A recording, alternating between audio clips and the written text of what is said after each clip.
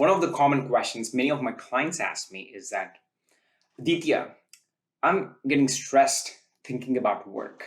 I'm expected to put in a lot of additional hours, but I don't see that I'm progressing in my career. I feel stuck in my career, Aditya, because of this. If you're experiencing this scenario, know that it's a very common thing that we all experience at some point in our career.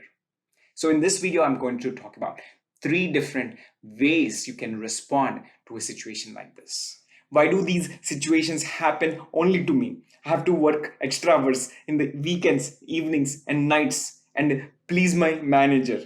Otherwise, he will fire me and I can't find any other job. He knows I already have many visa issues. On top of that, I have a mortgage to pay off. I have kids and family to take care of. With all these responsibilities, I don't have a choice but to say yes to whatever my manager asks me to do. Let him do whatever he wants to do. I'm not going to respond to any of his emails after 6 p.m. Why should I respond to your emails and phone calls after 6? Last year, I responded to all your emails and phone calls after 6 p.m. I did all the extra work, but you gave promotion to Ajay and you did not give promotion to me. Why should I do the extra work? Hello, manager. I want to have a conversation about a difficult topic. Can you tell me what's a good time to talk about it? Or right now is a good time? Great. I've been noticing that you've been sending me emails after 6 p.m. or sometimes making me phone calls after 6 p.m., which is okay. But I'm just wondering what your expectations are around working hours here at our company. Oh, so you're saying the expectation is to work for around 50 to 60 hours per week so we can meet the client expectations. And this only happens during peak seasons. Is that right?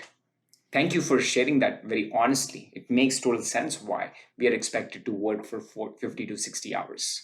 Can I say something that you might not like? I have some concerns around working more than 40 hours per week.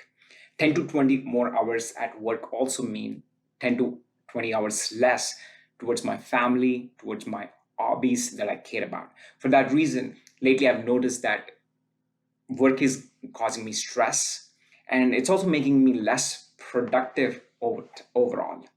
So I'm just wondering if this 50 to 60 hour per week can be negotiated by any chance. Using this process, you understood your manager's point of view. You also clearly expressed your concern with the current approach. And you gave only 2 options to your manager. And he says he can either say yes, it can be negotiated. No, it can't be negotiated. If he says no, it can't be negotiated, you have only 2 options. You either tolerate the current job situation or you find a new job. If he says yes, it can be negotiated, then you move into the next piece, which is the negotiation piece. When you move into the negotiation phase, it's more of a dialogue between you and your manager. You will talk about how win-win scenarios look like, where you don't have to feel stressed coming to work and you can still be hyper productive, while your manager doesn't have to necessarily disappoint his clients. So in summary, we looked at 3 different ways of responding to a situation like this. Number 1, victim. Number 2, rebel. Number 3, star. Know that each of these 3 different ways are neither good ways of responding nor bad ways of responding. Each way has its own advantages and disadvantages. The important thing here to find out is what is your current way of responding, what is your default way of responding, and how is it impacting you? Is it getting you the results you want to get? If not, try a different approach, because one of the greatest gifts we have as human beings is choice. We can try different choices and see what works best to get the results we want. I would love to hear from you on how you would respond to a situation like this. Please leave your comments in the section below.